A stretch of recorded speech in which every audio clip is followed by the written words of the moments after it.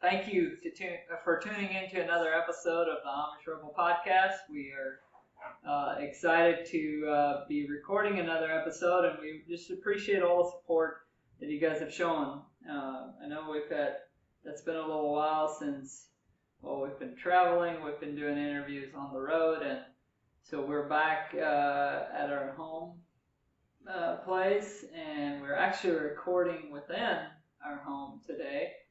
And today I got Lovina back on, and we're going to be talking about the Amish dress codes and why they dress a certain way and why they fix their hair a certain way and some of those things. And that's why she's wearing her Amish cap and her Amish dress. I figured maybe you guys would be interested in some of that.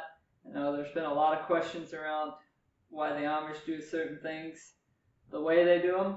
And I hope you find this interesting, and I hope you also find some value in it, some life lessons that you can take away from it. So I'll start by asking Lovina the first question, and that is, like, how does it make you feel being away from the Amish for a few years now and, like, wearing those clothes again? Because I know for myself, it comes with a lot of memories attached to just those clothes in general, and then the way you grew up. So how does it make you feel? Like does it feel weird or? No, it doesn't. Like, for me, it's like just.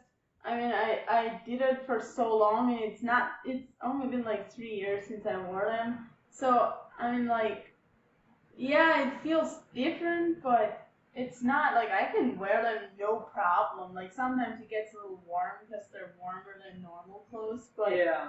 Other than that, it's like just normal. Like, I just go about my everyday life wearing them, and I don't think about it because I'm just used to it if I wear them enough. Now, one thing that does bother me though is having my hair up. Like, I'm used to having them down and having them up so much. Like, it's like a tension on the head, and it feels. Which reminds me of my Amish days when I was Amish. I used to have a migraine headache, or they call it a migraine headache, almost every day. Wow. And we would never like find a solution. I used to get chiropractic treatments and everything. There was no solution. And then I left the Amish and they disappeared. Like, I never got them anymore. And then recently someone commented on one of my videos online, was like, doesn't it give you a headache? And I was like, wait a minute. That is probably why I used to suffer from migraines so much, because of the hair updo. Yeah, pulling on your head so much. Yeah, because I mean, it's just tight. Like, it pulls it tight on, like, different places. Like, you just want to, like, peek in and. But I mean, outside of the hair, like, doesn't it? I know for myself, it would. I mean, there's certain things that come with wearing the Amish clothes. So like at first when you leave, you think, or it looks like you're disobeying all the rules. It feels that way when you wear the clothes. So then some of that, like, spark memories where you're like, oh man, I look so conservative, but on the inside, I know I'm like disobeying everything that I was taught. Yeah. I know what you're talking about, and it used to, like, when a year after I left the Amish, I put them on one time just to take pictures, and I got out of there so fast. Like, I did not like wearing them. And then every now and then I put them on, and then this spring, I had visited my Amish family, and they, like, dressed me up. Like, they got one of my old dresses out and put the whole suit on me. And I thought I was gonna suffocate. Like, I was panicked because I was back home in my Amish home with my Amish clothes on, and I felt like I was gonna go crazy. Yeah. So I, like, took them off, and I was like, never again. But then I got this out, and I started wearing it, and I was like, like, this isn't so bad. Like, it's my heritage. Like, I didn't leave because of the clothes. Like, I left because of all the restrictions that come with the clothes. Like, I can wear the clothes without all those rules. Like, I can wear the clothes. They're not uncomfortable as long as I don't associate them with all the trauma and, like, rules and stuff that they expect from you. Yeah, that's interesting because I think for me, like looking at you, I know what the clothes represent. I know, like seeing you, it's like, ugh, just not you, but yeah, I know what you mean. Yes, like yes, that's the way that we grew up. It's like that's but I think for like an outsider, it's very interesting because what you said, the clothes really don't make a difference. No, they don't. It's just all the things that are attached to it. And I made that face because, like, I was the same way. I mean, I can wear my clothes now, and it doesn't bother me. I always say, like, you can wear any kind of clothes you want. Really, it doesn't make a difference. But for people that grew up that way, they see you completely different because of whether you like. I feel like a lot of ex-Amish on social media, if they see me in this outfit on social media, they kind of see me as a traitor or something. Not a traitor, but like I'm not a fake. Like they look at me as if I'm fake because I'm not actually Amish. Which most people, non-Amish people, still say you're Amish, even if you're not Amish. Like even if you're ex-Amish, they still call us Amish. I'm like, I guess we are Amish. I mean, we're just Amish. We're not Amish anymore. I always kid around with my friends because I said, if I was Amish, I would have showed up in a horse and buggy. I'm not Amish anymore. but it is. I mean, you have all the things that you learn. It's like on someone on my social media commented recently was like, do you ever dress more American or do you always dress like that? And I was like, that's such an interesting way to put it. Like, they don't say, do you dress English? They say, do you dress more American? Because, like, Amish are Americans. Like, they're born in America. They're Americans. So that was interesting, but yeah. So you have some questions that some of the listeners have asked. Yes, and so we'll go through those and we'll just see where this goes. But one of the questions was, who decided that the hairstyle has to be that way? Like someone asked that.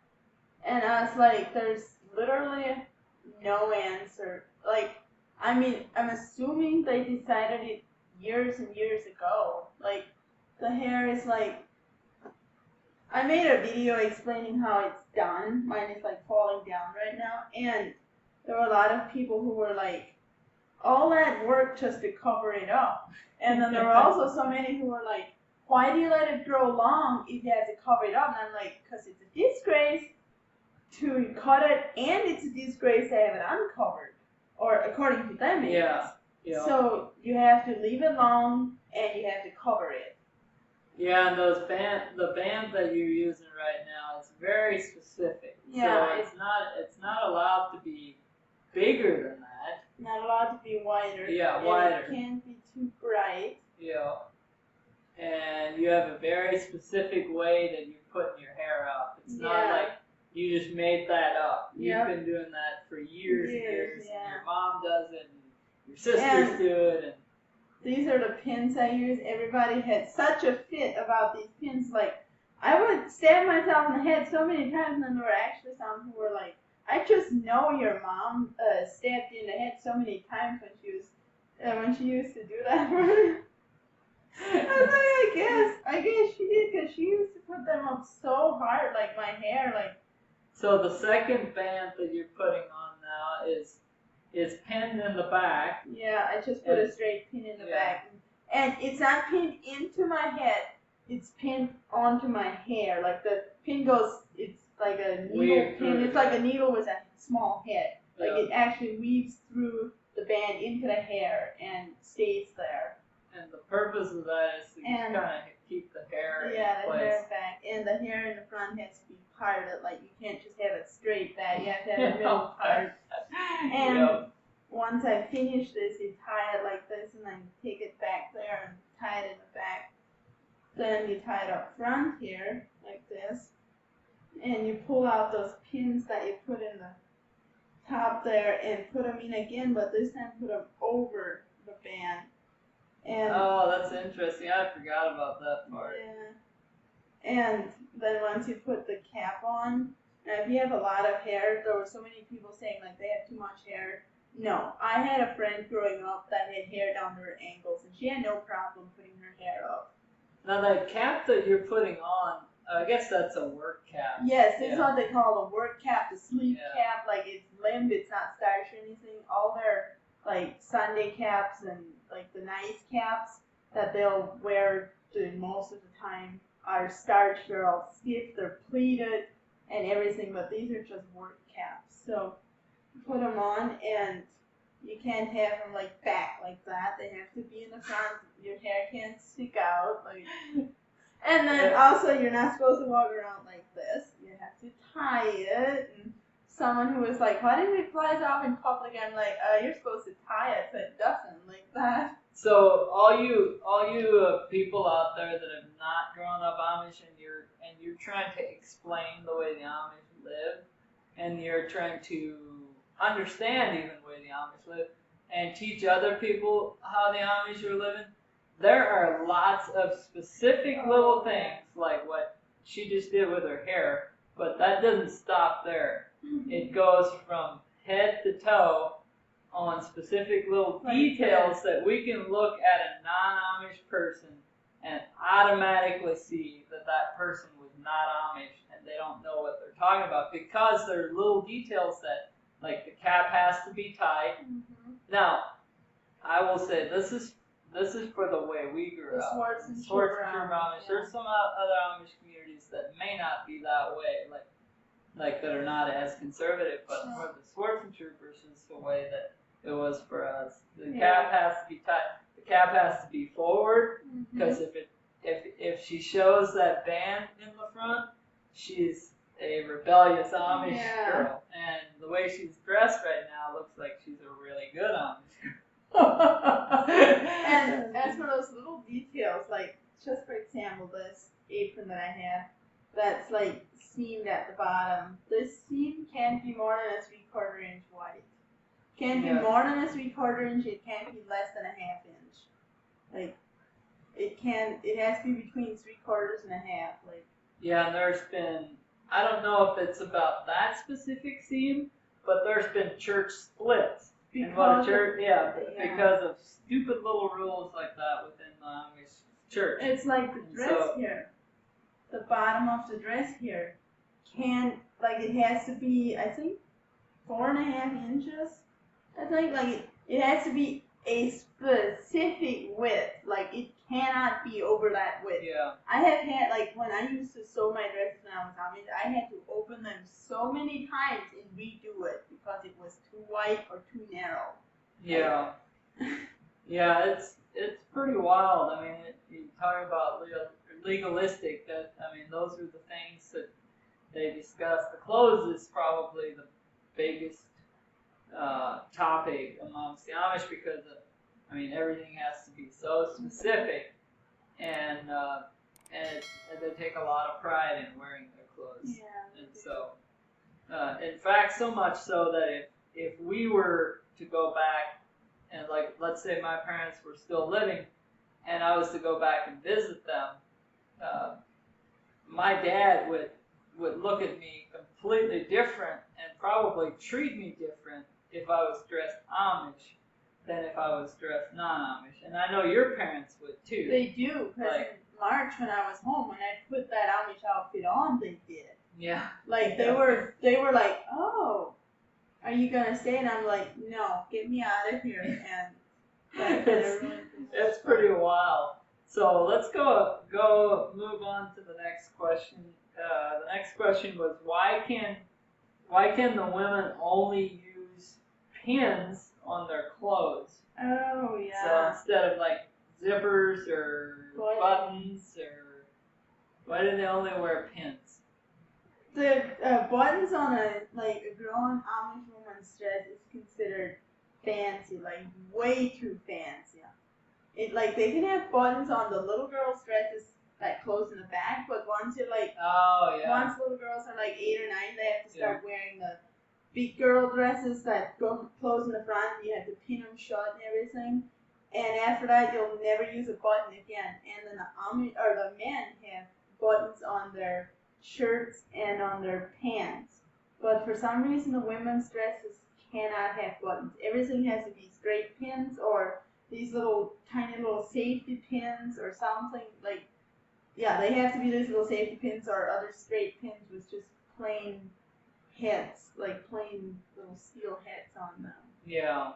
So a funny little story about the pins is when I was still Amish, I was dating this girl, and a friend of mine at the time, he was not Amish, and he was teasing me about this girl that I'm dating, and he said, "Don't you get like poked by the pin if you go in to give her a hug?"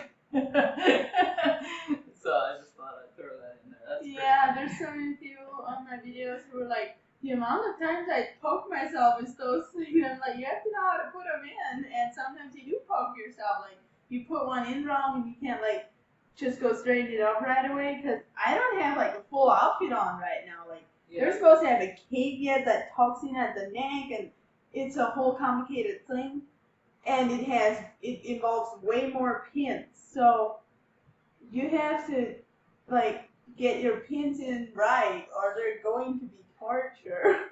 Yeah, it's like anything though, like if you do it over, you're raised in that environment, you're taught that from a very young age, it becomes a thing where you actually kind of take pride in it as a kid to like learn these things because you learn them at a specific age, and so you get good at it over time. Yeah. Somebody just trying it on for the first time, it's probably not going to go as well, and especially not as an adult, because when you're young, it's a lot easier to learn. So. Yeah. The next question was, do the Amish women breastfeed with their dress on? Yes, they do. Several people were very curious about that. It's like, how do they breastfeed? Because their dresses are like pinned shut and everything. Yeah. They have to, every time they want to feed their babies, they have to undo all the pins and get it out and feed them and then put it all back again every time they want to breastfeed. So that's a whole process. Yeah. And they have a lot of babies, so they get really good at that too. I don't know. They have a lot of babies, and most Amish women just breastfeed, like they don't use formulas. Oh yeah, you definitely. Like the majority of them is breastfeeding. Like if you have milk, you better breastfeed. There's no like, are you gonna breastfeed? Yeah, there's no discussion like the outside world where it's a well-known fact that you're gonna breastfeed unless you can. That's something I had to learn when I left the Amish, was when someone, like, I know one time I was talking to someone about having kids, and they're like, are you gonna breastfeed? And I was like, kind of stumped by the question, because I was like, well, why wouldn't I? Like, who doesn't breastfeed when they have a baby? And then I realized that some women just opt out of it. Like, some women don't want to breastfeed. And I'm like, this is weird, but I guess. So yeah, I'm gonna breastfeed if I have babies if I possibly can, because I want to do that. I mean, it's what I was taught, and I don't have anything against it. So yeah. So do the Amish believe in using birth control? I guess that's been a big topic. Yeah, very big. Do they? I mean, I can answer that from my perspective. Yeah, they believe in birth control.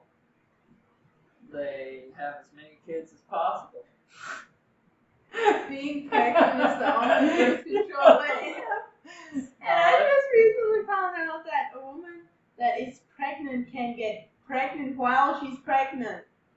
It's very rare, but it can happen. And I'm like, it's a wonder. Amish don't have cases like that. Well, they, in their defense, they probably do. But who's documenting? Because they don't document anything. Yeah. I mean, they don't talk about sex. Yeah, they don't talk about any of that stuff. they don't really. They're very close off about sex and childbirth. In fact, somewhat they are so against it that um, they treat it like it's something you just like. If your mom gets pregnant, you're not talking to your mom about being pregnant. It's only at the point that you see that it's very obvious she's pregnant. And you're still not allowed to discuss it. Yeah, if you're old enough, maybe you'll have some private conversation about it. Yeah, so me and my mom, when it was so obvious that she was pregnant, and by the time I was old enough, I'm second oldest of 13, so she had a bunch of kids after I knew, the period and everything, and I kind of figured out that once you're pregnant, you stop having a period, or you don't get your period while you're pregnant. I kind of figured that out on my own, and so once I learned that, I always figured out when mom was pregnant, so I always knew, pretty soon, but it was never something we talked about until she was, 9 months pregnant, and we were, on the verge of having another sibling, then sometimes we would maybe say something about it, but very rarely. Yeah, and it's also, a congratulations from someone is really awkward. Yeah. So if you've ever had that exchange, that's why, because they don't congratulate each other. Yeah. In fact, when my wife was pregnant with our youngest, I told my brother about it, and it was kind of awkward, and I knew it probably would be,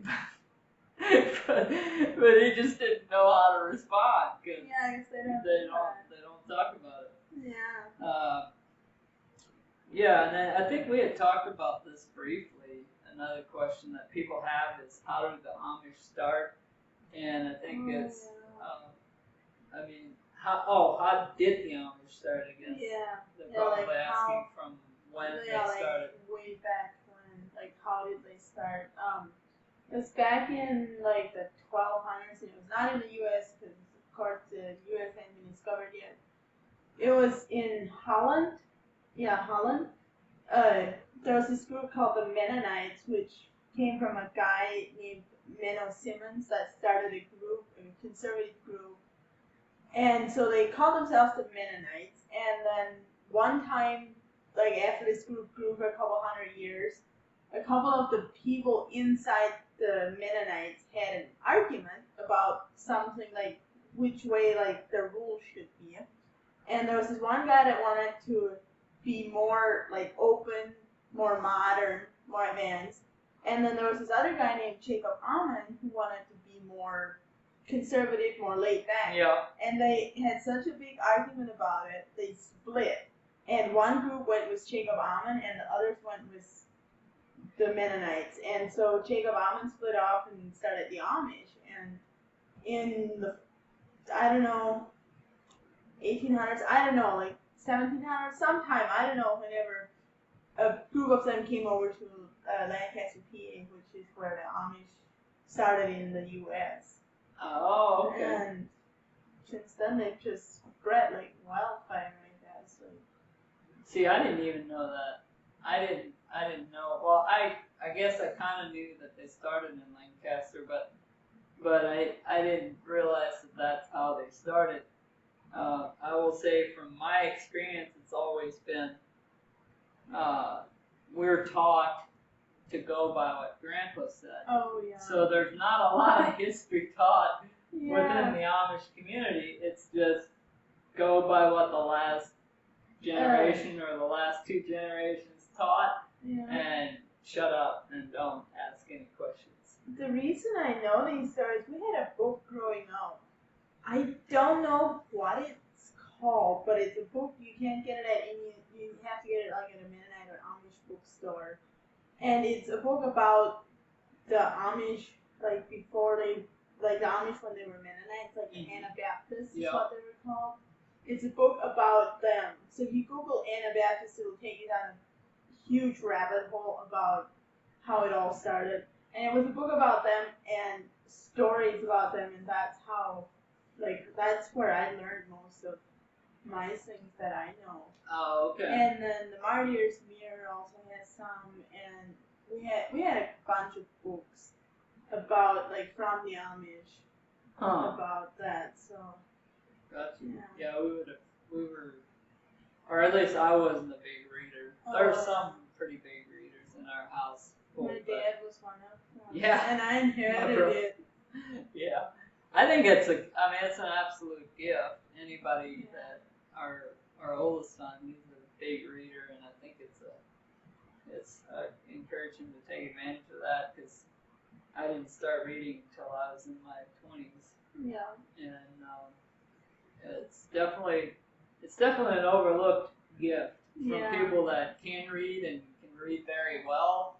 Like, there's so many people out there that need to read and educate yourselves, including myself. Like, I like it very much. But yeah, I mean those are the questions that we have for today. But we just kind of wanted to walk through some of the things that the Amish women specifically have to deal with from a clothing perspective, and answer some of your questions. I hope you enjoy this video today. We're creeping up on 1,000 subscribers on YouTube. We have had quite a few videos that have got a lot of attention. We appreciate that so much. We're hoping to be hitting 1,000 subscribers here real soon. So if you could share and like this video and let some people know around you, we'd greatly appreciate that. And we're gonna keep putting these videos out. We are hoping to get more sophisticated with our setup as time goes on. Right now, we're just kind of playing with a new camera system and potentially get some microphones into the picture as well. But please leave us any questions that you guys have and any comments. We'd love to hear from you. We always read your comments. We appreciate every one of them, even if they're negative.